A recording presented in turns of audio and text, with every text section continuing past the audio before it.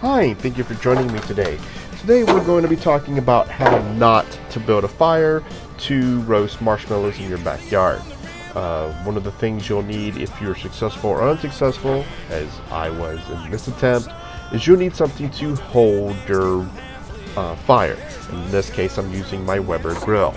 The next thing you'll need is fuel, something to burn, be it charcoal, wood planks, wood chips, paper, cardboard, whatever you want to use to start your fire or have your fire. The next thing you'll want to do is you'll need something to actually light the fire. Matches, a butane torch, a lighter, 2 sticks you want to rub together if you're, that industrious. And that's fine. Anything that you can get to start the fire. The next thing you'll want to do is you'll want to build a mound to burn. In this case, I'm using leftover charcoal and some cedar planks that I had laying around to build what was supposed to be a nice burn mound. Thought there'd be enough airflow to keep the flame going, keep the charcoal hot, and I used a little bit of lighter fluid just to get it started, so that way it wouldn't take as long to burn. And I'm using a lighter to light my fire.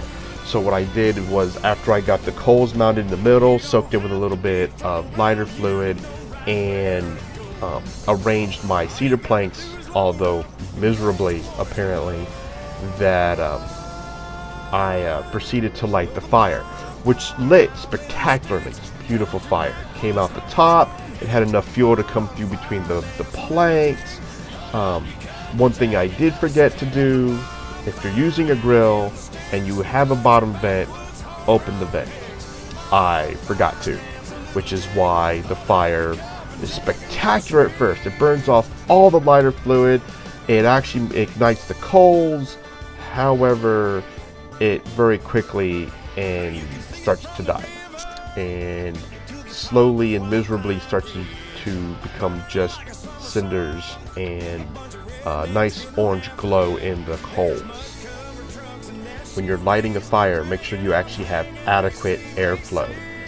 Don't be like me and forget to open the bottom vents to let the air through, or if you're using a fire pit, make sure you've got air coming from underneath the bottom, or whatever you're using to hold your fire, make sure that there's air coming from underneath to feed the fire. Otherwise, much like in my example, your fire dies. A slow and painful death. Not quite like it's being rained on, but it might as well have been. So as you can see, I do not do well with lighting a fire in my backyard. I can grill, I can guarantee that, but I cannot build a small fire to roast marshmallows. But with that being said, let's go on and entertain the idea that I was successful, and we did have a roaring fire, and we were able to roast marshmallows. I recommend you do not use your fingers to hold your marshmallows. The fire is hot, so do the marshmallows. So not only would the marshmallows get charred, your fingers would become crispy too.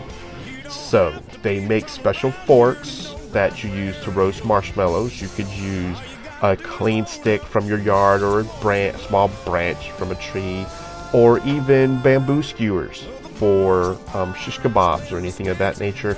And what I had planned, and you can see in the background, is my grilling fork, which I didn't get to use because, again, I am a miserable failure at this fire thing.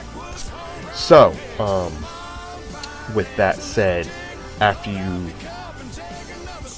got your fire going, you're enjoying your marshmallows, remember that have one for me, because I didn't have any today and couldn't get them going. Thank you for watching my video. Thank you for not laughing too hard, and I hope your side doesn't hurt from laughing and having stitches. Thank you very much. See you soon in the next video. Alrighty, bye.